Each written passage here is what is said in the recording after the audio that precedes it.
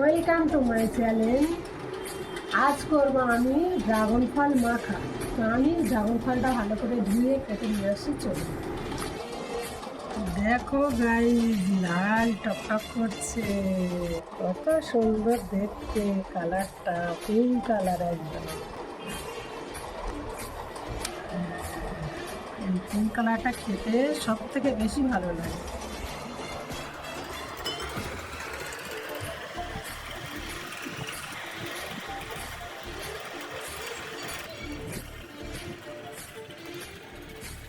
So guys, আমার সব dragon ফল কাটা হয়ে গেছে। এবার আমি একটা একটা করে মশলা দিয়ে দেবো।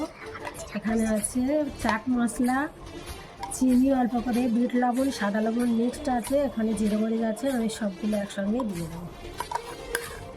দেবো। আমি মাখিয়ে নিই।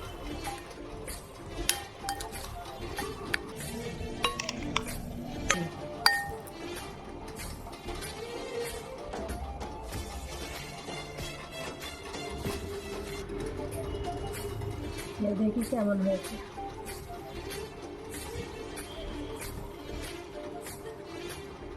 দারুণ।